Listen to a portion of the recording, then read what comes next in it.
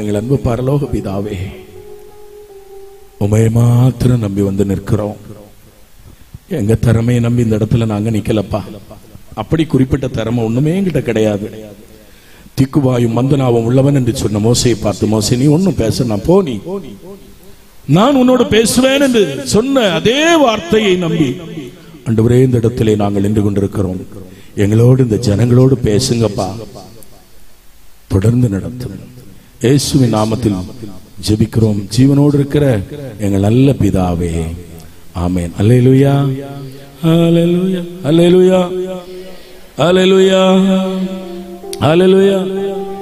ஜெயம் கொடுக்கும் தேவனுக்கே கோடி கோடி ஸ்தோத்திரம். வாழ்வழிக்கும் இயேசு ராஜாவுக்கே வாழ்நாளெல்லாம் ஸ்தோத்திரம். பாடுங்க பார்க்கலாம், கையை தட்டி. தேவனுக்கே கோடி கோடி ஸ்தோத்திரம். வாழ்வழிக்கும் இயேசு ராஜாவுக்கே வாழ்வாழெல்லாம் ஸ்தோத்திரம். சொல்லுங்க பார்க்கலாம். ஜெயம் கொடுக்கும் தேவனுக்கே கோடி கோடி ஸ்தோத்திரம். வாழ்வழிக்கும் இயேசு ராஜாவுக்கே ஸ்தோத்திரம். அல்லேலூயா, அல்லேலூயா பாடுவே, ஆனந்த துனியா உயர்த்துவே. அல்லேலூயா, அல்லேலூயா ஆனந்த துனியா உயர்த்துவே. ஜெயம் கொடுக்கும் தேவன் கோடி கோடி ஸ்தோத்திரம். வாழ்வழிக்கும் ராஜாவுக்கே வாழ்நாளெல்லாம் ஸ்தோத்திரம். அல்லேலூயா, அல்லேலூயா. நம்முடைய ஆண்டவருக்கு பேர் என்ன? ஜெயம் கொடுக்கிற தேவன். அல்லேலூயா. நம்முடைய ஆண்டவருக்கு பேர் என்ன? ஜெயம் கொடுக்கிற தெய்வம். என் அன்பு தேவ பிள்ளையே, உங்க வாழ்க்கையில நீங்கள் எந்த பகுதியில தோற்று போய் இந்த இடத்துல வந்திருக்கிறீங்களோ அந்த பகுதியில இந்த நாளுக்கு பிறகு கர்த்தர் ஒரு ஜெயத்தை தரப்போகிறார். அல்லேலூயா, அல்லேலூயா, அல்லேலூயா. விசுவாசிக்கிறவங்க மட்டும் ஒரு அல்லேலூயா சொல்லுங்க பார்க்கலாம். என்னுடைய வாழ்க்கையில என் தேவன் எனக்கு ஒரு ஜெயத்தை தருவார் என்று விசுவாசிக்கிறவர்கள் மட்டும் அல்லேலூயா, அல்லேலூயா. அது ஒருவேளை எல்லாமே உனக்கு பிரதிகூலமா இருக்கலாம், ஜெயம் கிடைப்பதற்கு வாய்ப்பே இல்லாமல் இருக்கலாம். ஆனா என் தேவன் உங்களுடைய எல்லா பிரதிகூலமான சூழ்நிலையை மாற்றி உங்களுக்கு ஒரு ஜெயத்தை தர போகிறார். அல்லேலூயா, அல்லேலூயா. உங்க பிள்ளைகளுடைய வாழ்க்கையிலே ஒரு ஜெயம் உண்டாக போகிறது. உங்க குடும்ப வாழ்க்கையிலே ஒரு ஜெயம் உண்டாக போகிறது. உங்க தொழில் காரியத்திலே ஒரு ஜெயம் உண்டாக போகிறது. உங்கள் வியாதி பலவீனங்களிலே தோற்று போய் வந்திருக்கிறாயோ, ஒரு ஜெயத்தை கர்த்தர் தர போகிறார். உங்கள் கடன் பிரச்சனைக்கு ஒரு முடிவு உண்டாக போகிறது. உங்கள் தோல்வி வெற்றியாய் மாற போகிறது. அல்லேலூயா. எடுத்தவர்கள் வாசிக்கலாம். தானியேல் தீர்க்கதரிசியின் புத்தகம் 6வது அதிகாரம் அதன் 28வது வசனத்தை ஒருவர் வாசிங்க பார்க்கலாம். தரியுவின் ராஜ்யபார காலத்திலும் பெர்சியனாகிய கோரேசின் ராஜ்யபார காலத்திலும் தானியேலின் காரியமோ என்றால் ஜெயமாயிருந்தது. ஆமென். அல்லேலூயா. சத்தத்தை உயர்த்தி அல்லேலூயா. யாருடைய காலத்திலே? தரியுவின் ராஜ்யபார காலத்திலும் பெர்சியனாகிய கோரேசின் ராஜ்யபார காலத்திலும் தானியேலின் காரியமோ என்றால் ஜெயமாயிருந்தது. அல்லேலூயா. இந்த ரெண்டு ராஜாக்களை பாத்தீங்கன்னா பிரஜாதி ராஜாக்கள். தெய்வத்திற்கும் நாம் ஆராதிக்கிற தெய்வத்திற்கும் அவர்களுக்கும் சம்பந்தமே இல்லாத ராஜாக்கள். ஆனா இந்த இரண்டு ராஜாக்களின் ஆட்சி காலத்திலே தானியேலின் காரியம் எப்படி ஜெயமா இருந்தது? இந்த இரண்டு ராஜாக்களின் ஆட்சி காலத்திலே தானியேலின் காரியம் ஜெயமா இருப்பதற்கு எந்த வாய்ப்புமே இல்லை.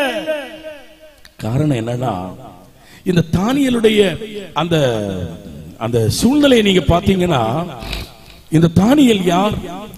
நேபகாத் நேச்சராலே நேபகாத் நேச்சர் யூதயா தேசத்திற்கு நேராய் படையெடுத்த போது இங்கிருந்து அடிமைகளாய் அழைத்து போகப்பட்ட சில வாலிபர்களில் ஒருவன் தான் தானியேல். அல்லேலூயா, அல்லேலூயா.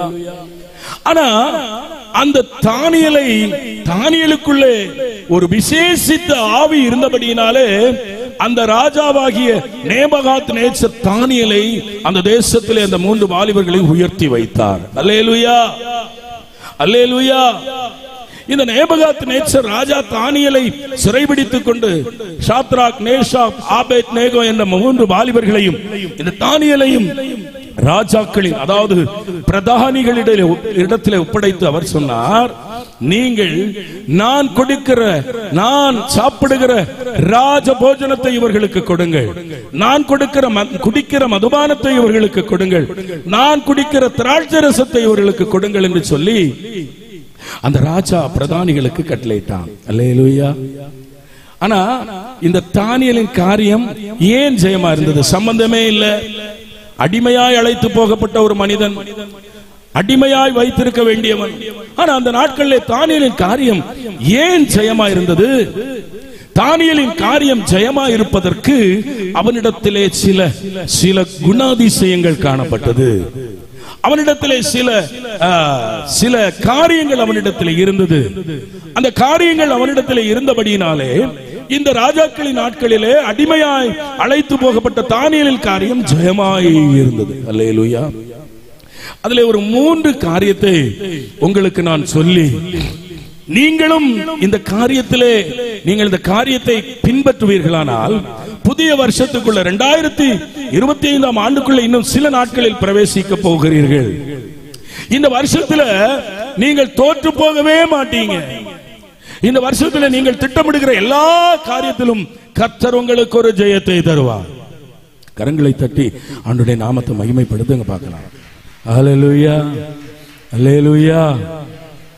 எனக்கு அருமையான தேவனுடைய பிள்ளைகளே, சரி பார்க்கலாம், வாசிங்க. தானியேலின் காரியம் ஜெயமாய் இருப்பதற்கு அவனிடத்திலே காணப்பட்ட முதல் குணாதிசயம் என்ன? வாசியுங்கள். தானியேல் தீர்க்கதரிசியின் புத்தகம் 1வது அதிகாரம் அதன் 8வது வசனத்தை படிங்க பார்க்கலாம். தானியேல் 1:8. தானியேல் ராஜாவின் போஜனத்தினாலும் அவர் பானம் பண்ணும் திராட்சை ரசத்தினாலும் தன்னை தீட்டுப்படுத்தல் ஆகாது என்று தன் இருதயத்தில் தீர்மானம் பண்ணிக்கொண்டு தன்னை தீட்டுப்படுத்தாதபடி பிரதானிகளின் தலைவனிடத்தில் வேண்டிக் கொண்டான். அல்லேலூயா, அல்லேலூயா. சத்தமா அடே 2 கரங்களை ஒரு விசை தட்டி, 2 கரங்களையும் சேர்ந்து தட்டி ஆண்டவருடைய நாமத்தை மகிமைப்படுத்துங்க பார்க்கலாம். அப்போ இந்த தானியேலின் காரியம் ஜெயமாயிருப்பதற்கு முதல்ல அவன் செய்த காரியம் என்ன? தன்னை தீட்டுப்படுத்த கூடாது. இந்த ராஜ போஜனத்தினாலும் இந்த மதுபானத்தினாலும் திராட்சை ரசத்தினாலும் தன்னை தீட்டுப்படுத்த கூடாது என்று தன்னுடைய இருதயத்திலே அவன் ஒரு தீர்மானத்தை பண்ணிக்கொண்டான். அல்லேலூயா, ஆமென், ஆமென், அல்லேலூயா. என் அன்பு தேவ பிள்ளையே, புதிய வருஷத்துக்குள்ள 2025 ஆண்டுக்குள் பிரவேசிக்கிற உங்களுடைய வாழ்க்கை ஜெயமா இருக்க வேண்டுமானால் உங்க மனசுக்குள்ள நீங்க இன்றைக்கு ஒரு தீர்மானத்தை கொண்டு வரணும். என்ன தீர்மானம்? நான் சொல்ல போகிறேன். இன்றைக்கு எனக்கு அருமையான தேவனுடைய பிள்ளைகளே, வாலிப பிள்ளைகளை கொண்டு ஆண்டவர் தன்னுடைய ராஜ்யத்தை கட்ட வேண்டும் என்று சொல்லி ஒரு பக்கத்தில் அவர் பிரயாசப்படுகிறார். அதே நேரத்தில் பிசாசு வாலிபர்களை கொண்டு தன்னுடைய சாம்ராஜ்யத்தை இந்த உலகத்திலே நிறுவ வேண்டும் என்று அவன் ஒரு பக்கத்திலே செயல்பட்டுக் கொண்டிருக்கிறான். இன்றைக்கு அநேக வாலிபர்கள் பிசாசுக்கு அடிமைப்பட்டு வாழ்க்கை முழுவதையும் ஏதோ ஒரு காரியத்திற்கு அடிமைப்படுத்தி கொண்டிருக்கிறார்கள். குறிப்பாக முதல் காரியத்தை நான் சொல்றேன், போதை பொருட்களுக்கு வாலிபர்கள் அடிமைப்பட்டு கொண்டிருக்கிறார்கள். அல்லேலூயா, அல்லேலூயா. இன்னைக்கு பாருங்க என் அன்பு தேவ பிள்ளைகளே, எந்த கல்லூரியை நீங்க எடுத்து பார்த்தாலும் கஞ்சா பிரயோஜனப்படுத்தப்படாத கல்லூரியே இல்லை. அல்லேலூயா. சரி, கல்லூரியில கஞ்சா பிரயோஜனப்படுத்துறாங்கன்னா பள்ளிக்கூடத்தில் உள்ள சின்ன பசங்க அவங்க கஞ்சா யூஸ் பண்றாங்க. கஞ்சா என்ற போதைப் பொருட்களுக்கு அடிமைப்பட்டிருக்கிறார்கள். இன்னொரு காரியத்தை பாருங்க, செல்போன், இன்டர்நெட், இப்படிப்பட்ட இணையதளங்களுக்கு அடிமைப்பட்டிருக்கிறார்கள். அல்லேலூயா. சில காலங்களுக்கு முன், நான் என்னுடைய காலத்துல எல்லாம் ஒரு வாலிப தம்பிக்கு கல்யாணம் பார்க்கணும்னா அவன் கடைசி வரைக்கும் அந்த பொண்ணை பார்த்திருப்பானோ என்னமோ தெரியாது. தாயும் தகப்பனும் பார்த்துதான் தம்பிக்கு கல்யாணத்தை முடிவு பண்ணுவாங்க. அல்லனா ஒரு வாலிப பொண்ணுக்கு கல்யாணத்தை முடிவு பண்றது தாயும் தகப்பனும் தான். கல்யாணம் வரைக்கும் அந்த மாப்பிள்ளை அந்த பொண்ணு கூட பார்க்க முடியுமான்றது தெரியாது. ஆனா இன்னைக்கு பாருங்க, இப்படிப்பட்ட இன்டர்நெட்டுக்கும் செல்போனுக்கும் வாலிப பிள்ளைகளை அடிமைப்படுத்தி, சரி பரவாயில்ல, அவங்க வாழ்க்கை அவர்களே முடிவு செய்ய சத்துரு திட்டங்களை வைத்திருக்கிறான். அல்லேலூயா.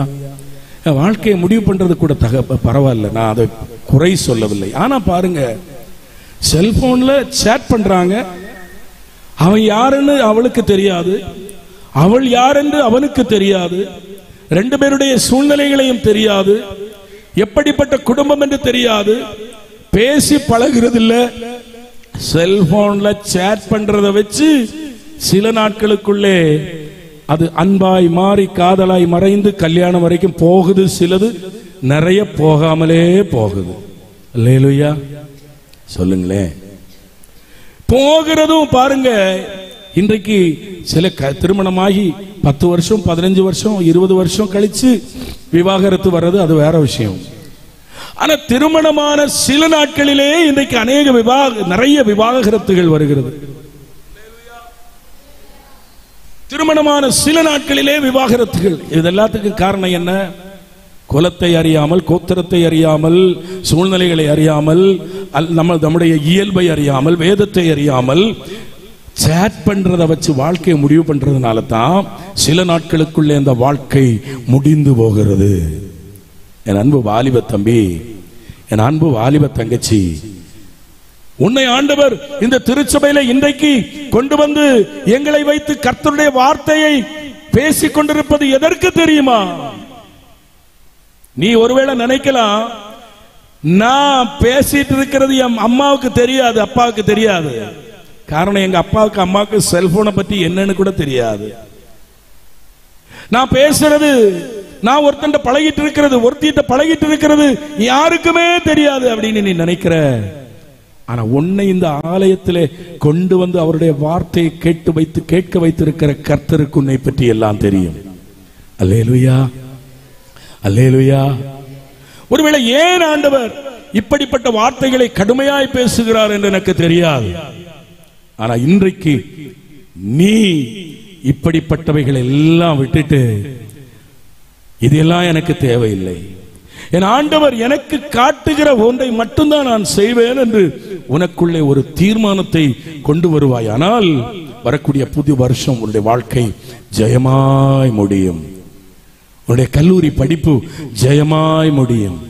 உன் பள்ளி படிப்பு ஜெயமாய் முடியும். அல்லேலூயா. அன்புன்னா அர்த்தம் என்ன? முன்னாடி நான் சபையில பேசுறேன்னு நினைக்காதீங்க. முன்னாடி ஒருத்தர் பழகுனாங்க, பேசினாங்கன்னு வச்சுக்கோங்களேன். அவங்க பழகிறது பேசுறதோட விஷயம் முடியும். ஆனா அவங்க கற்பில் சரியா இருப்பாங்க. அந்த பழகின ஒருத்தவங்களுக்கு பிரச்சனைனா அவங்களால தாங்கவே முடியாது. அதான் திருக்குறள் அழகா சொல்லப்பட்டிருக்கிற, அன்பிற்கும் உண்டோ அடைக்கும் தாள் ஆர்வலர் புன்கணீர் பூசல் தரும் அப்படின்னு சொல்லப்பட்டிருக்கிறது. அது அன்பு, அது அன்பு. ஆனா பாருங்க, இன்னைக்கு அன்பாய் காதலாய் பழகிற ஒருத்தன் திடீரென்று தனக்கு அதாவது ஏதோ ஒரு பிரச்சனையில விட்டுட்டு போயிட்டானா, ஒன்னில் அந்த வாலிப பெண் தற்கொலை பண்றா, இல்லது அந்த வாலிபன் அந்த வாலிபை பெண்ணை கொலை செய்கிறான். எப்படி முடியுது? நம்மால் அன்பு செய்யப்பட்ட ஒருவர் ஒருவேளை நம்ம விட்டு விலகி போனாலும் நம்ம என்ன நினைப்போம்? பரவாயில்ல, என்னால் அன்பு செய்யப்பட்ட ஒருவர், அவங்க நல்லா இருக்கட்டும் அப்படின்னு தானே நம்ம நினைப்போம். ஆனால் இன்றைக்கு அப்படி இல்லை. 35 துண்டா வெட்டி போடுறாங்க, 25 துண்டா வெட்டி போடுறாங்க, கூப்பிட்டு வச்சு பேசிட்டு கத்தியால் குத்தி கொலை செய்கிறார்கள். இதெல்லாம் அன்பா? இதெல்லாம் அன்பா? இல்லவே இல்லை. என் அன்பு தேவ பிள்ளைகளே, என் ஆண்டவர் உன்னை குறித்து ஒரு திட்டம் வைத்திருக்கிறார். என் ஆண்டவர் உன்னை குறித்து ஒரு திட்டம் வைத்திருக்கிறதுனால தான் இன்றைக்கு எங்களை கொண்டு உனக்கு தெளிவாய் கர்த்தர் பேசிக் கொண்டிருக்கிறார். நீ போகிற போக்கு சரியில்லை என்று கர்த்தர் சொல்லுகிறார். நீ உண்மையாகவே உன்னை மாற்றிக்கொள்வாயானால் உன்னை கொண்டு கர்த்தர் பெரிய காரியத்தை செய்வார். அல்லேலூயா. லில்லி மார்கரெட் என்ற ஒரு பாப்பிசை பாடகி அமெரிக்கா தேசத்தில் இருந்தாள். அவள் உலகத்திற்காக பாடக்கூடியவள். ஏன் நான் சொல்றேன்னு நீங்க நல்லா புரிஞ்சுக்கணும். ஒரு நாள் ராத்திரி நேரத்தில் அவள் பாப்பிசை அவளுடைய பாடலை கேட்க பல ஆயிரக்கணக்கான மக்கள் கூடுவார்கள். 10,000, 1,00,000 அப்படின்னு கூடிட்டே இருப்பாங்க. ஒரு நாள் அவள் பாடல் நிகழ்வை முடித்து விட்டு அவள் வீட்டுக்கு வரும்போது வீட்டில் உட்கார்ந்து தாய் தகப்பனோடு பாஸ்டர் பேசிக் கொண்டிருக்கிறார். அப்ப திடீர்னு இந்த லில்லி மார்க்கெட்டை பார்த்த உடனேயே அவள் பாஸ்டர் சொன்னாங்க, என் அன்பு மகளே, என் அன்பு பிள்ளை, நீ உலகத்திற்காக பாடிக்கொண்டிருக்கிறாய். நீ இதை விட்டுட்டு நீ என் ஆண்டவருக்காக பாடுவாயானால் நிச்சயமா என் தேவன் உன்னை அநேக ஆயிரங்களுக்கு பயன்படுத்துவார். உன்னை கொண்டு பலரை கர்த்தர் ரட்சிப்பார் அப்படின்னு ஒரு வார்த்தையை சொல்லிட்டார். இந்த லில்லி மார்க்கெட் என்ன செய்தாங்க தெரியுமா? ஐயோ, இந்த பாஸ்டருக்கு பைத்தியம் முடிச்சிட்டு போல் இருக்கு.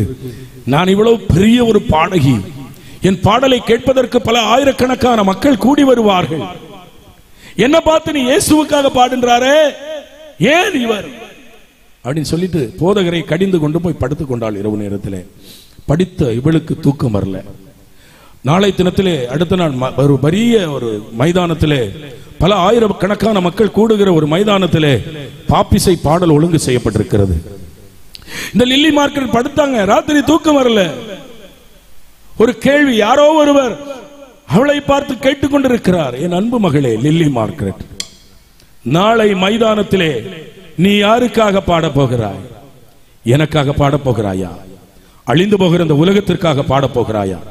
இந்த கேள்வி அவள் மனதுக்குள், அவள் இருதயத்திற்குள் தொனித்துக் கொண்டே இருந்தது. அவளால தூங்க முடியல. போராட்டம், பயங்கரமான போராட்டம். அடுத்த நாள் வந்தது.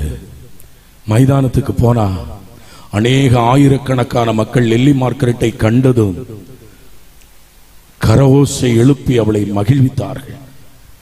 இப்பொழுது லில்லி மார்க்கெட்டுக்கு ஒரு கேள்வி, நான் இப்பொழுது யாருக்காக பாடுவேன்? என் இயேசுவுக்காக பாடுவேனா? ஒருவேளை நான் என் இயேசுவுக்காக பாடுவேனானால் இந்த ஜனங்கள் எல்லாரும் சேர்ந்து என்னை கல்லறிந்து கொண்டு போடுவார்கள். நான் இந்த உலகத்திற்காக பாடுவேனானால் என் இயேசு என்னை மன்னிக்கவே மாட்டார். நான் யாருக்காக பாடுவேன்? மைதானத்திலே குறித்த நேரம் வந்தது. லில்லி மார்க்கெட் இப்பொழுது பாடுவார்கள் என்று அவளை எழுப்பி விட்டாங்க. அவள் எழுந்து நின்று இப்படி ஒரு பாடலை பாடினாளாம். நான் பாவிதா என்றாலும் நீ மாசற்ற ரத்தம் சிந்தினி வா என்று என்னை கூப்பிட்டி என்னே பரே வந்தேன் நான் பாவிதா என்றாலும் நீ மாசற்ற ரத்தம் சிந்தினி வா என்று என்னை கூப்பிட்டி என்னே பரே வந்தேன். நடந்தது என்ன தெரியுமா? அந்த மைதானத்திற்கு வந்திருந்த 10,000 பேருக்கு மேற்பட்டோர் அப்படியே தன் பாவத்தை நினைத்து அழுது அன்றைக்கு என் தேவனுக்கு ஒப்பு கொடுத்தார்களா?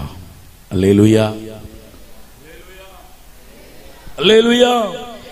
ஒரே லில்லி மார்கரெட் பாடின ஒரே ஒரு பாடல் 10,000க்கும் மேற்பட்ட பேரை ஒரே நாளிலே ரட்சிக்க வைத்தது. என்னை கேட்டுக்கொண்டிருக்கிற வாலிப தம்பி தங்கச்சி, இன்னைக்கு நீ ஒரே ஒரு தீர்மானம் பண்ணுவியா? இந்த இன்டர்நெட் மூலமா நான் தேவையில்லாததை பார்க்க மாட்டேன். இந்த இன்டர்நெட் மூலமா என்னுடைய வாழ்க்கையை நான் முடிவு செய்ய மாட்டேன். இதுவரை நான் போதை பொருட்களுக்கு, கஞ்சாவுக்கு அல்லது ஏதோ ஒண்ணுக்கு அடிமைப்பட்டிருக்கிறது உண்மைதான். நான் இனி அதை செய்ய மாட்டேன் என்று ஒரு தீர்மானத்தை நீ இன்றைக்கு மனதிலே கொண்டு வருவது உண்மையானால் உன்னுடைய வாழ்க்கை ஜெயமாய் முடியும். அல்லேலூயா, அல்லேலூயா. அப்ப முதல்ல தானியேலின் வாழ்க்கை ஜெயமாய் முடிவதற்கு அவனிடத்திலே காணப்பட்ட குணாதிசயம் என்ன? அவன் தனக்குள்ளே ஒரு தீர்மானத்தை கொண்டு வந்தான். ராஜாவின் போஜனத்தினாலும் மதுபானத்தினாலும் திராட்சை ரசத்தினாலும் தன்னை தீட்டுப்படுத்தல் ஆகாது என்று தானியேல் ஒரு தீர்மானத்தை கொண்டு வந்தான். அதனாலே அவன் காரியம் ஜெயமாய் முடிந்தது. ஹல்லேலூயா. கைகளை தட்டி ஆண்டவருடைய நாமத்தை மகிமைப்படுத்துங்க பார்க்கலாம். ஹல்லேலூயா. இரண்டாவதாக பாருங்க, வாசியுங்கள். அதே தானியேல் தீர்க்கதரிசியின் புத்தகம் 6வது அதிகாரம் அதன் 10வது வசனத்தை ஒரு படிங்க பார்க்கலாம். ஏன் இந்த செய்தி உங்களுக்கு வருகிறது? இன்னும் சில நாட்களுக்குள் புதிய வருஷத்துக்குள்ள பிரவேசிக்க போறீங்க. உங்கள் வாழ்க்கையை ஜெயமாய் மாற்ற கர்த்தர் விரும்புறதுனால தான் இன்றைக்கு அடியேனை கொண்டு இந்த செய்தியை கர்த்தர் உங்களுக்கு தந்து கொண்டிருக்கிறார். நீ உன்னை அர்ப்பணிப்பது உண்மையானால் உன்னுடைய வாழ்க்கை ஜெயமாய் முடியும். அல்லேலூயா. அது என்ன தோல்வியா இருந்தாலும் சரி, அது வெற்றியாய் மாறும். வாசியுங்கள் 6வது அதிகாரம் 10வது வசனம்.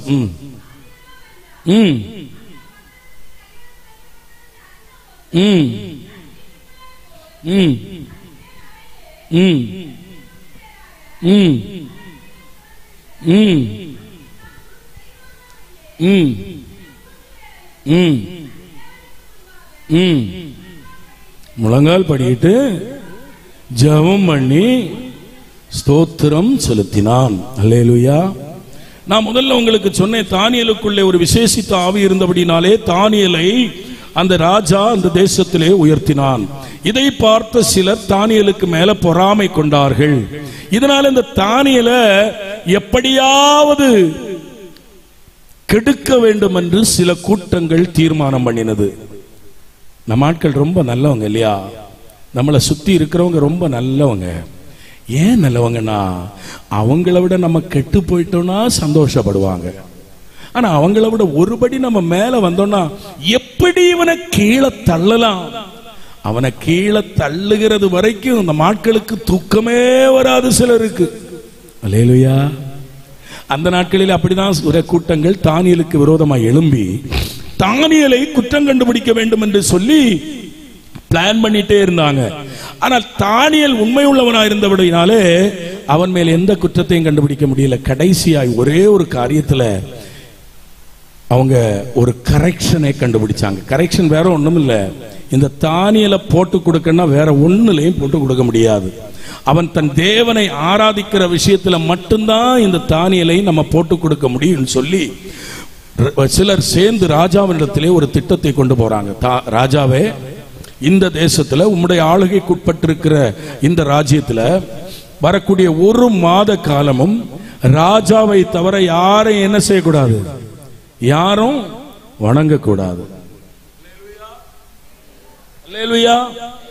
வரக்கூடிய ஒரு மாசம் ஒரு மாத காலமும் ராஜாவை தவிர யாரையும் என்ன செய்யக்கூடாது, வணங்கக்கூடாது.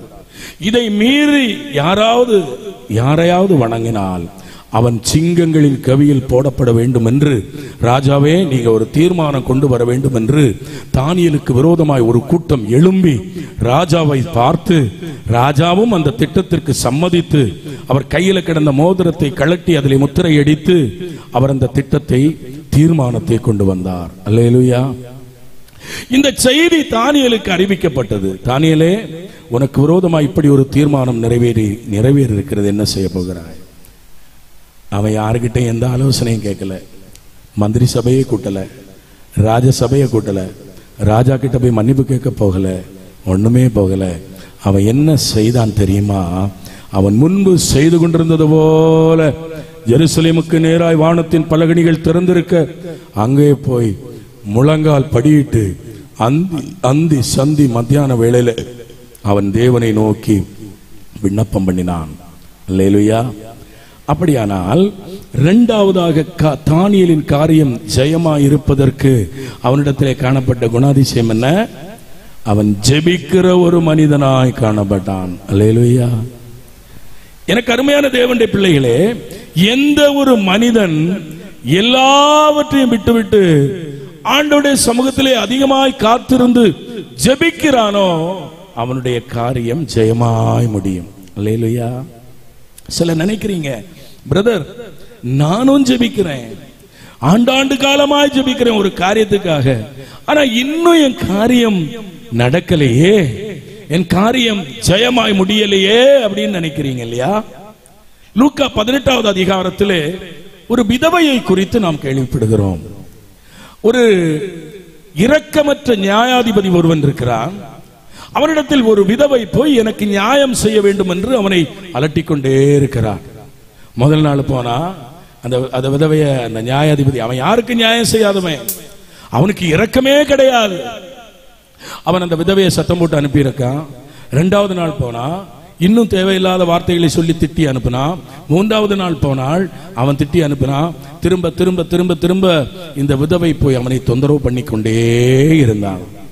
ஒரு நாள் இந்த இரக்கமற்ற நியாயாதிபதி நினைத்தானா, நான் இத்தனை தொந்தரவு பண்ண பிறகும், இவ்வளவு திட்டின பிறகும் இந்த விதவை என்னை ஓயாமல் தொந்தரவு பண்ணி கொண்டிருக்கிறதுனாலே இவளுக்கு நான் நியாயம் செய்ய வேண்டும் என்று அந்த விதவைக்கு நியாயம் செய்தானாம். அல்லேலூயா, அல்லேலூயா. அதே போல நீ ஆண்டவருடைய சமூகத்தில் திரும்ப திரும்ப திரும்ப ஆண்டவரே உமக்கு சித்தமானால் இந்த காரியத்தை எனக்கு செய்யும் என்று சொல்லி நீ கேட்டு ஜெபிப்பது உண்மையானால் கர்த்தர் நிச்சயமாய் உன் வாழ்க்கை ஜெயமாய் முடியும். அல்லேலூயா. ஒரு எலியா ஜெபித்த போது அவனுக்கு ஒரு அடையாளத்தை காட்டி, உள்ளங்கை மேகம் உருவாகியிருப்பதை அடையாளமாய் காட்டி கர்த்தர் எலியாவுடைய வாழ்க்கையிலே அற்புதம் செய்தார். ஆமென். ஒரு எசேக்கியா ஜெபித்த போது கர்த்தர் அவனுடைய ஜெபத்தை கேட்டு அவனுடைய ஆயுசு நாளிலே 15 ஆண்டுகளை கர்த்தர் கூட்டி கொடுத்தார். அல்லேலூயா, அல்லேலூயா, அல்லேலூயா. எனக்கு அருமையான தேவனுடைய பிள்ளைகளே, நீங்கள் ஜெபிப்பது உண்மையானால் கர்த்தர் உங்கள் காரியங்களை ஜெயமாய் முடிய பண்ணுவார். எந்த ஒரு மனிதன் ஜெபிக்கிறானோ அவனுடைய காரியம் ஜெயமாய் முடியும். நான் நேத்திக்கு சொன்னேன், ஆரம்ப காலத்திலே வறுமை, தரித்திரம், உதவி செய்வதற்கு யாருமே இல்லை, பசி, எத்தனையோ நாட்கள் பட்டினியா கிடந்திருக்கிறோம். சென்னை பட்டணத்திலே கல்லூரியில் படித்துக் கொண்டிருக்கும் போது அந்த கவர்மெண்ட் அரசாங்க விடுதி திறக்கிறதுக்கு ரொம்ப லேட் ஆகும். ஆனா கல்லூரி முதல்ல திறந்துரும். அங்க போய் தங்குவதற்கு இடமில்லை. எத்தனையோ நாட்கள் ரயில்வே ஸ்டேஷன்ல படுத்து உறங்கி, அதுவும் பாதி ராத்திரியில போலீஸ்காரங்க வந்து அடித்து துரத்தின நாட்கள் எத்தனையோ உண்டு. ஆனால் ஆண்டவருடைய சமூகத்திலே நாங்கள் ஜெபிப்பதற்கு தவறாதபடியினாலே இன்றைக்கு கர்த்தர் எங்களை இப்படியாய் உயர்த்தி வைத்திருக்கிறார். அல்லேலூயா, அல்லேலூயா. அன்பு தேவ பிள்ளையே, ஆண்டவருடைய சமூகத்திலே நீ எந்த காரியத்துக்காக ஜெபித்தாலும் அவர் உன்னுடைய வாழ்க்கையிலே ஒரு ஜெயத்தை தருவார். அல்லேலூயா. ஜேம்ஸ் கோல்ட் ஸ்மித் என்ற ஒரு செல்வந்தர் ஒரு நாள் ரயிலிலே பிரயாணம் செய்து கொண்டிருந்தார். திடீரென்று சொல்லி குறிப்பிட்ட ஒரு கிராமத்துக்கு பக்கத்தில் வந்ததும் அந்த ட்ரெயின் பழுதடைந்து நின்று போனது. அந்த ட்ரெயின் நின்னதும் எல்லாரும் வந்து அந்த ட்ரெயினை இயக்குகிறவங்க வந்து சொன்னாங்க, இந்த ட்ரெயின் இனி பழுது நீக்கி ஓட்டுவதற்கு கிட்டத்தட்ட 6 மணி நேரம் ஆகும். எனவே நீங்கள் இந்த பக்கத்து கிராமத்தில் ஏதாவது இடத்தை நீங்கள் பார்க்க வேண்டுமானால் நீங்கள் போய் பார்த்து வாருங்கள் என்று சொன்ன உடனேயே ஒவ்வொருத்தரும் எழும்பி ஒவ்வொரு திசையை நோக்கி நடந்தார்கள். இந்த ஜேம்ஸ் கோல்ட் ஸ்மித் என்ற செல்வந்தரும் ஒரு திசையை நோக்கி நடந்தார். அப்படியே நடந்து போய்கொண்டிருக்கும் போது ஒரு கூட்டம் கூடியிருப்பதை கண்டாராம். அந்த கூட்டம் கூடி நின்று ஒரு ஏதோ ஒன்றை ஏலம் விட்டு கொண்டிருந்தது. ஒரு பக்கத்துல போய் கேட்டாராம், என்ன ஏலம் விடுறீங்க, என்ன ஏலம் விடுறீங்க, ஏன் ஏலம் விடுறீங்க அப்படின்னு கேட்டதும் ஒரு பெரியவர் சொன்னாராம், ஐயா இது ஒரு சபை, இந்த சபையை கட்டினவர் ஒரு எளிமையான ஊழியக்காரர், இந்த எளிமையான ஊழியக்காரருக்கு இந்த சபையை கட்டின பணத்தை கொடுத்து முடிக்க முடியாததுனாலே இந்த சபையை கட்டி கொடுத்த கான்ட்ராக்டர் அதை ஏலம் விடுகிறார் என்று சொன்னாராம். உடனே இந்த ஜேம்ஸ் கோல்ட்ஸ்மித் என்ன செய்தாராம் தெரியுமா? ஏலம் போடப்பட்ட முழு தொகையையும் அந்த ஏலக்காரருக்கு கான்ட்ராக்டருக்கு கொடுத்து அதற்குரிய ரெக்கார்ட்ஸ் கீஸ் எல்லாத்தையும் கையில வாங்கிட்டு அப்படியே அந்த ஆலயத்தை திறந்து பலிபீடத்திற்கு நேராய் போனாராம். அந்த பலிபீடத்தில் ஒரு மெலிந்த உருவம் முழங்கால் படியிட்டு பரலோகத்தை நோக்கி அண்ணாந்து பார்த்து கதறி சத்தம் போட்டு அழுகிற ஒரு காட்சியை அந்த செல்வந்தர் ஜேம்ஸ் கோல்ட்ஸ்மித் பார்த்தாராம்.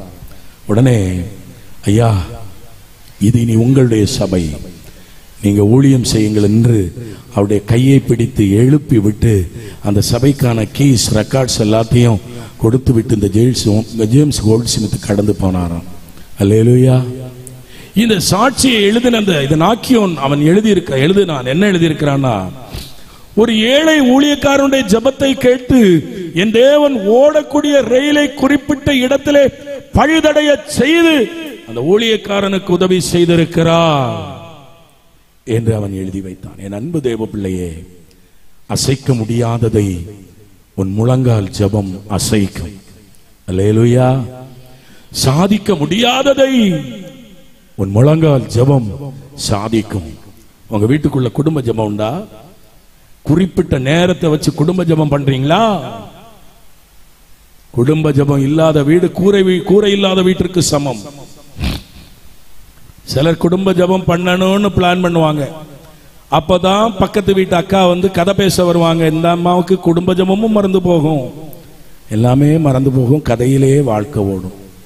எனக்கு அருமையான தேவனுடைய பிள்ளைகளே, பாலியாங்கிஷோ ஒரு தடவை ஜெபம் பண்ணி கொண்டிருந்தாராம். அப்பொழுது அந்த கொரியா தேசத்துடைய ஜனாதிபதி பாலியாங்கிஷோவை தொலைபேசியில் அழைத்து அவருடைய பிஏ போன் எடுத்தாராம். நான் ஜனாதிபதி பேசுறேன், பாலியாங்கிஷோட்ட நான் பேசணும் அப்படின்னு சொன்னோன்னே, ஐயா, அவர் இப்பொழுது யாரிடமும் பேச மாட்டார், அவர் ஒரு முக்கியமான நபரிடம் பேசிக் கொண்டிருக்கிறார் அப்படின்னு சொன்னாராம். அல்லேலூயா, அல்லேலூயா. அப்பா, என் அன்பு தம்பி தங்கச்சி, என் அன்பு தாயே தகப்பனே, ஜெபம் பண்ணி கொண்டிருக்கும் போது வேணா பிரதம மந்திரியே வரட்டும், நீங்க உங்க ஜெபத்தை நிறுத்தக்கூடாது.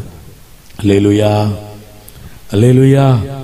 அப்படி நீ செய்வது உண்மையானால் புது வருஷத்துல உங்க வாழ்க்கை ஜெயமாய் முடியும். ஒரு சபையில ஒரு நாள் ஒரு போதகரும் தாயாரும் இப்படி பேசிக் கொண்டிருந்தார்களாம். போதகர் தாயாரை பார்த்து கேட்டாராம், பாஸ்டர், என் பையன் திருந்தவே மாட்டானா? பாஸ்டர், என் பையன் திருந்தவே மாட்டானா? பாஸ்டர் சொன்னாரா, உலகமே திருந்தினாலும் உன் பையன் என்ன செய்ய மாட்டான்? திருந்தவே மாட்டான்.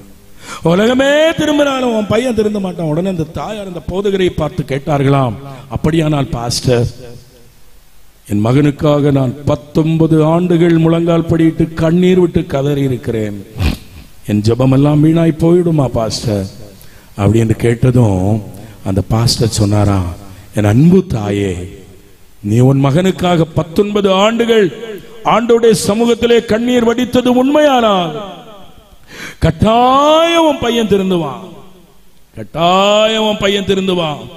இவர்கள் 2 பேரும் இப்படி பேசிக் கொண்டிருக்கும் போது 19 ஆண்டுகளுக்கு முன் தன் தாயையும் சொந்த உறவுகளையும் பிரிந்து துன்மார்க்கமாய் ஜீவியம் செய்வதற்காக வெளிநாடு சென்றிருந்த மகன் அப்பொழுது தன் உறவுகளையும் தாயை நினைத்து கதறினான். ஐயோ, 19 ஆண்டுகளுக்கு முன் என் சொந்த உறவுகளையும் தாயையும் பிரிந்து வந்தேனே, என் வாழ்க்கை முழுவதும் துன்மார்க்கமாகவே கழிந்து விட்டதே, என் தாயை நான் பார்ப்பேன், உடனடியா என் ஊருக்கு போவேன்னு அன்றைக்கே புறப்பட்டு வந்து அந்த தாயோடு இணைந்து கொண்டானான். என் அன்பு தேவ பிள்ளையே, நீ ஆண்டோடைய சமீபத்திலே ஜெபிப்பது உண்மையானால் உன்னுடைய காரியம் ஜெயமாய் முடியும். கடைசியாய் ஒரு காரியத்தை சொல்லி நான் முடிக்க ஆசைப்படுகிறேன்.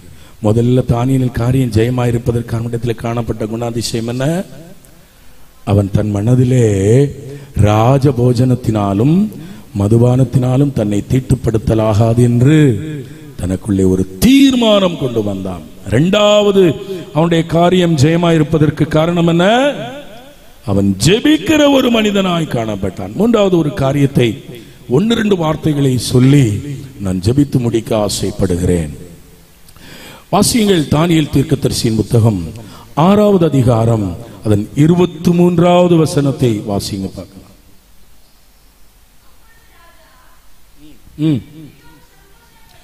அப்பொழுது ராஜா தன்னில் மிகவும் சந்தோஷப்பட்டு தானியேலை கவியிலிருந்து தூக்கிவிட சொன்னான். அப்படியே தானியேல் கவியிலிருந்து தூக்கிவிடப்பட்டான். அவன் தன் தேவன் பேரில் விசுவாசம் வைத்தபடியினால் அவனில் ஒரு சேதமும் காணப்படவில்லை. அல்லேலூயா, சத்தமா. மூன்றாவதாக அவனுடைய வாழ்க்கை, அவனுடைய காரியம் ஜெயமா இருப்பதற்கு அவனிடத்தில் காணப்பட்ட குணாதிசயம் என்ன? அவன் தன் தேவன் பேரில் விசுவாசம் வச்சான். விசுவாசம் அல்ல, அது இருக்கட்டும். யாருக்கு பேர்ல விசுவாசம் வச்சான்? தன் தேவன் பேரில் விசுவாசம் வைத்தான். நேபகாத்நேச்சர் ராஜா தானியேலை கூப்பிட்டு கேட்டார், இப்படி ஒரு சட்டம் பிறந்திருக்கு, நீ ஒருத்தனும் கீழ்ப்படியாம இருக்கிற. தரியு ராஜா கூப்பிட்டு கேட்டோன்னு அவர் என்ன சொன்னார் தெரியுமா? ராஜாவே, இது குறித்து நான் உமக்கு உத்தரவு சொல்ல வேண்டிய அவசியம் இல்லை. நாங்கள் ஆராதிக்கிற தெய்வம் எங்களை சிங்கங்களின் வாய்க்கு தப்புவிக்க வல்லவரா இருக்கிறார். அவர் எங்களை தப்புவிக்காமல் போனாலும் நாங்கள் எங்கள் தெய்வத்தை தவிர யாரையும் ஆராதிக்க மாட்டோம். அல்லேலூயா, அல்லேலூயா. அவனுக்கு தெரியும் நாங்கள் ஆராதிக்கிற தெய்வம் பெரியவர். இந்த சிங்கம் ஒண்ணு என்னை சேதப்படுத்தாது என்று தெரியும். அவன் தேவன் பேரில் மட்டும் விசுவாசம் வச்சான். உங்களுடைய விசுவாசம் யாருக்கு மேல இருக்கு? உங்க விசுவாசம் யாருக்கு மேல இருக்கு? ஆண்டவர் ஆராதிக்க வர்றீங்க, சபையில் அங்கத்தினரா இருக்கீங்க, எல்லாம் உண்மைதான், இருக்கட்டும். ஆனாலும் சில நேரங்களிலே உங்க விசுவாசம். ஒரு நாள் என்னை ஒரு வீடு கட்டளை வைக்கிறதுக்காக ஜெபிக்க கூப்பிட்டு இருந்தாங்க. நான் போனேன். நானும் என்னுடைய மூத்த மகனுமா போனேன். அவன் அங்க நடக்கிற சில காரியங்களை எனக்கு சொல்லிக் கொண்டே இருந்தான். இப்போ நான் சொன்னேன், சரி இரு, பொறுமையா இரு. அவன் கொஞ்சம் கோவப்படுவான். இப்படிப்பட்ட காரியத்தை பார்த்த உடனே அவனுக்குள்ளே, அவன் சின்ன வயசு பார்த்தீங்களா, அங்கேயே கோவப்பட்டுருவான். அப்போ நான் சொன்னேன், கொஞ்சம் இருப்பா, பொறுமையா இரு, என்ன நடக்குதுன்னு பார்ப்போம். அப்படியே எல்லாம் பண்ணிட்டாங்க, ஆயத்தப்பட்டுட்டாங்க, எல்லாம் பண்ணிட்டாங்க. அப்போ நான் கேட்டேன், சரி ஜெபிக்கலாமா தம்பி அப்படின்னு கேட்டதும், இல்லை கொஞ்ச நேரம் போறோம்னா ஆசாரி வரணும். அப்போ சரி பரவாயில்ல, ஆசாரி வந்தா அந்த கரெக்டாக அந்த கட்டளையை வைப்பதற்கு ஒருவேளை அவன் அந்த அந்த அந்த பொசிஷனை சொல்லி கொடுப்பதற்காக வெயிட் பண்றாங்களோ அப்படின்னு நான் நினைச்சேன். ஒரு ஆசாரி ஒருவர் வந்தார். அந்த கட்டளையில கொஞ்சம் குங்குமம், முதல்ல என்ன செய்தார் தெரியுமா, ஒரு 5 ரூபாய் துட்டை வச்சு அதுக்குள்ள என்னமோ பண்றாரு. அதுக்கு மேல குங்குமம் சந்தனம் எல்லாம் பூசி அவர் என்னமோ ஓத வேண்டியதெல்லாம் ஓதிட்டு, அடுத்து அந்த கட்டளை ஃபுல்லான ஆசைப்படுத்தி அதுக்கு குங்குமம் பூசி சந்தனம் வச்சு வெற்றில வச்சு அவங்களுக்கு என்னெல்லாம் செய்யணுமோ அதெல்லாம் செய்துட்டு, ஆனா இனி நீ ஜெபம் பண்ணு. ஆமே, அல்லேலூயா. நான் சொன்னேன், நீங்க செய்ய வேண்டியதெல்லாம் செய்தாச்சு, இந்த ஆசீர்வாதமே உங்களுக்கு போதுமானது. இதுக்கு மேல நான் இந்த இடத்துல ஜெபித்தால் என் ஜெபம் கேட்கப்படாது.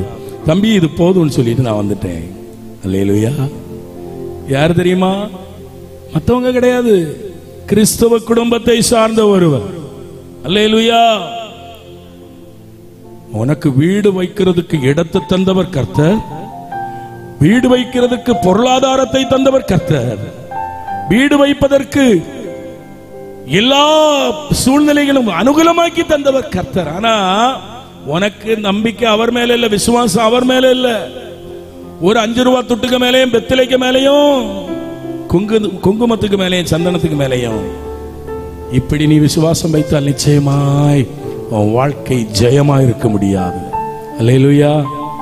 ஒரு நாள் என் நண்பர் ஒருவர் வீட்டில், பார்வையில்லாத ஒரு நண்பருடைய வீட்டில் நான் போயிருந்தேன். நான் யாரையும் குறை சொல்லல, தயவு செய்து மன்னிக்கவும். அவங்க ஒரு கத்தோலிக்க குடும்பத்தை சார்ந்தவர்கள். அவங்க தாயாருக்கு குறி சொல்லுகிற பழக்கம் உண்டு. அப்போ நான் அங்கே அவரை பார்ப்பதற்காக நாங்கள் அடிக்கடி போவோம். எங்களுடைய பார்வையில்லாத நண்பர். ஒரு நாள் என் வீட்டு பக்கத்தில் உள்ள ஒரு குடும்பம் ஒரு வெள்ளிக்கிழமை அங்கே வருது. நான் ஒரு வேளை நினைச்சேன், இவங்க தெரிஞ்சவங்களா இருக்கலாம் அப்படின்னு நினைச்சேன். அவங்க யார் தெரியுமா? ஆவிக்குரிய சபையிலே போய் ஆராதிக்கிற குடும்பம். அங்க வந்து பார்த்தா அந்த சிலைக்கு முன்னாடி போய் முட்டங்கால் போட்டுட்டு நிக்குது அந்த அம்மாவும் அந்த புருஷனும். என்னால் இதை ஏற்றுக்கொள்ளவே முடியல. என் அன்பு தேவ பிள்ளையே, உங்க விசுவாசம் எங்க இருக்கு? உங்க விசுவாசம் தேவன் பேரில் இருக்கிறதா? உங்க விசுவாசம் யார் பேரில் இருக்கு? ஆபிரகாம் 100 வயதுல ஆபிரகாமுக்கு கர்த்தர் ஈசாக்கை கொடுத்தார். திடீர்னு சொல்லிட்டு அவர் ஆபிரகாமுக்கு தரிசனமாகி, ஆபிரகாமே, உன் ஏக புதல்வன் நேசகுமாரனுமாய் ஈசாக்கை நான் காண்பிக்கிற மோரியா தேசத்தில் கொண்டு பலியிடு அப்படின்னு சொன்னார். சொன்ன உடனே ஆபிரகாம் ஒரு வார்த்தை கூட ஆண்டுடைய வார்த்தையை தட்டாதபடிக்கு தன் பிள்ளைய கூட்டிட்டு போறான். கையில விறகு கட்டை இருக்கு, நெருப்பு இருக்குது, கத்தி இருக்குது. யார பலியிடுறதுக்காக கூட்டிட்டு போறான்? 100 வயதுல கிடைத்த ஒரு ஏகபுத்திரன். அதுவும் பாருங்க, அது போயிட்டு இருக்கும்போது அப்படியே வழியில கேக்குது அந்த மெல்லிய குரல்,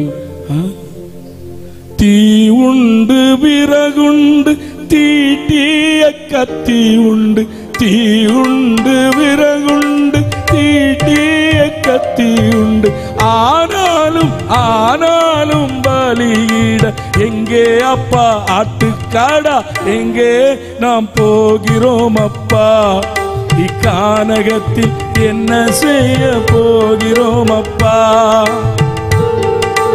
எங்கே நாம் போகிறோம் அப்பா, இக்கானகத்தில் என்ன செய்ய போகிறோம் அப்பா. அப்பா என்னப்பா? வழக்கமா நம்ம தீயை எடுப்போம், கத்தியை எடுப்போம், விறகு கட்டையில எடுப்போம், கூட ஒரு ஆட்டுக்குட்டியும் கொண்டு போவோமே, எங்க அந்த ஆட்டுக்குட்டி? காணலியே. எப்படி இருந்திருக்கும் கொஞ்சம் சிந்திச்சு பாருங்க. பலியிட கொண்டு போறது யார தெரியுமா? 100 வயதுல கொடுத்த ஒரு ஏக சுதனை பலியிட கொண்டு போறான். அந்த பிள்ளை கேட்குது, அப்பா ஆட்டுக்குட்டி எங்க? உங்களால சொல்ல முடியுமா? தாங்க முடியுமா? இந்த காரியத்தை நினைச்சு பார்க்க முடியுமா? ஆனா ஆபிரகாம் அந்த பிள்ளையை பார்த்து சொன்னா, யெகோவாயிரே, கர்த்தருடைய பர்வதத்தில் பார்த்து கொள்ளப்படும், பலிக்கான ஆடை கர்த்தர் தருவார். குறிப்பிட்ட இடம் வந்தது. அங்கேதான் ஆபிரகாமுடைய விசுவாசம். குறிப்பிட்ட ஒரு இடம் வந்தது. வேலைக்காரங்கள்ட்ட சொன்னா, நீங்க இங்கேயே நில்லுங்க, நானும் என் பிள்ளையாண்டானும் போய் பலியிட்டு திரும்ப வருவோம் அப்படின்னு சொன்னான். அல்லேலூயா. ஆபிரகாம் என்ன சொல்லியிருக்கணும்? நீங்க இங்க நில்லுங்க, நானும் என் பிள்ளையாண்டானும் பலியிட்டு நான் திரும்ப வர்றேன் அப்படின்னு சொல்லணும். ஆனா ஆபிரகாம் சொன்னா, நீங்க இங்க வெயிட் பண்ணுங்க, நானும் என் பிள்ளையாண்டானும் பலியிட்டு திரும்ப வருவோம். அங்கேதான் அவன் தேவன் மேல் வைத்த விசுவாசம் வெளிப்படுகிறது. அல்லேலூயா, அல்லேலூயா, அல்லேலூயா. அவன் போனான், பிள்ளைய எல்லாம் ரெடி பண்ணான், பலிபீடத்தை செப்பனிட்டான், ஒரே பிள்ளைய தூக்கி படுக்க வச்சு கை காலை கட்டினான், கத்தியை எடுத்தான், கத்தியை பிள்ளையை வெட்டும்படியாய் ஓங்கவும் செய்துட்டான்.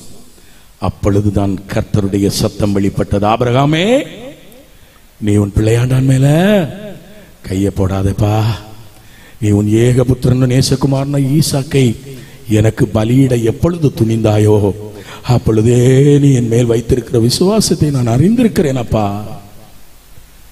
பின்னாடி திரும்பி பார்த்தா அங்கே ஒரு ஆடு புதரில் சிக்கி இருப்பதை கண்டு இந்த ஆட்டுக்குட்டியை போய் பலியிட்டு திரும்ப வந்தான்.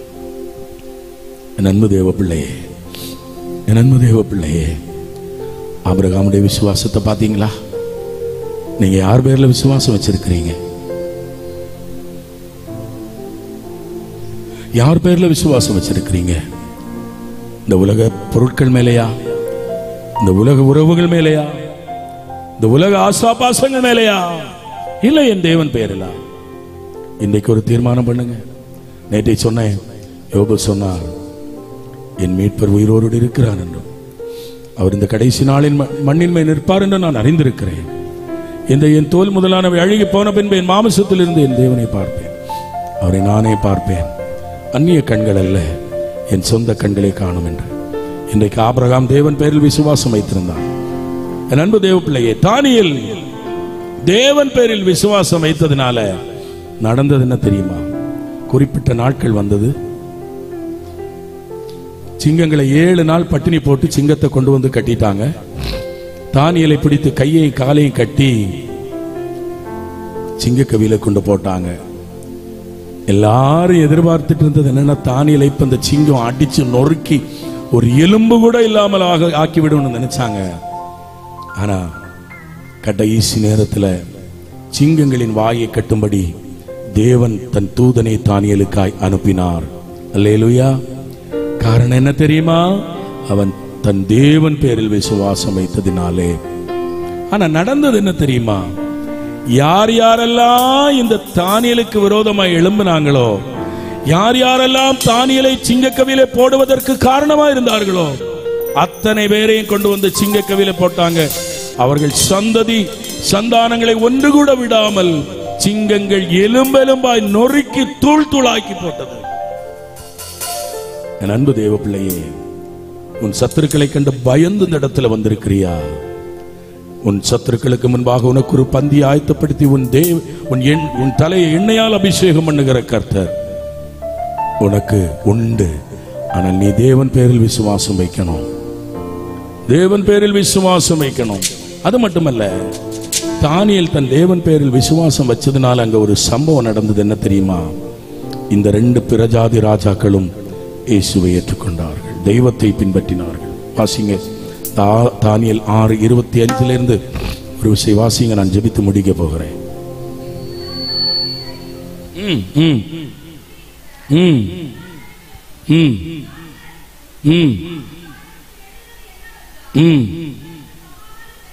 பிறகு கடவுது, என் ராஜ்யத்தின் ஆளுகைக்கு எங்கும் உள்ள யாவரும் தானியேலின் தேவனுக்கு முன்பாக நடுங்கி பயப்பட வேண்டும் என்று என்னாலே தீர்மானம் நிறைவேற்றப்படுகிறது.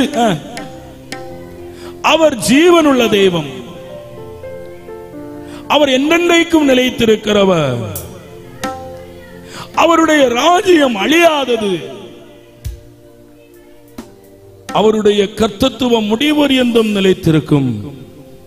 அல்லேலூயா. யார் எழுதினாங்க? பிரஜாதியை சார்ந்த தரிவு ராஜா. தானியேல் தன் தேவன் பேரில் விசுவாசம் வைத்திருந்ததுனால அந்த தேசத்தையே ரட்சிப்பதற்கு தானியேல் ஒரு காரணமா இருந்தான். என் அன்பு தேவ பிள்ளையே, உன்னுடைய வாழ்க்கையில் ஒரு தீர்மானத்தை கொண்டு வருவாயா?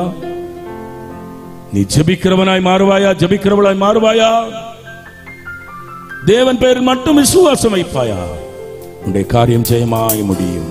தலைகளை தாழ்த்துவோம். பரிசுத்த ஆவியானவரே, இவ்வளவு நேரம் எங்கள் ஜனங்களோடு கர்த்தர் பேசினீர், உமக்கு நாங்கள் நன்றி சொல்லுகிறோம். எங்கள் அன்பு பிள்ளைகளுடைய வாழ்க்கை ஜெயமாய் இருக்க வேண்டுமானால் என்னென்ன செய்ய வேண்டும் என்று கற்றுக் கொடுத்தீர், உமக்கு நாங்கள் நன்றி சொல்லுகிறோம். இந்த வார்த்தைகளை நம்முடைய பிள்ளைகள் பின்பற்றி வாழ்க்கையை ஜெயமாய் மாற்றிக்கொள்ள என் தேவன் இரக்கம் பாராட்டுங்க. எங்களுக்கு இந்த வாய்ப்பை கொடுத்த அன்பு போதகர், குறிப்பாக இந்த காரியத்தை பொருத்தனையாய் நடத்தி கொண்டிருக்கிற அன்பு குடும்பம், எங்களை இந்த இடத்துல அறிமுகப்படுத்தின எங்கள் அன்பு சகோதரர் சனலன், அந்த குடும்பங்களை கர்த்தர் ஆசீர்வதித்து உயர்த்த வேண்டும் என்று சொல்லி நாங்கள் ஜெபிக்கிறோம். கிருபைக்குள்ளே மூடிக்கொள்ளுங்க. இயேசுவின் நாமத்தில் ஜெபிக்கிறோம், ஜீவனோடு இருக்கிற எங்கள் நல்ல பிதாவே.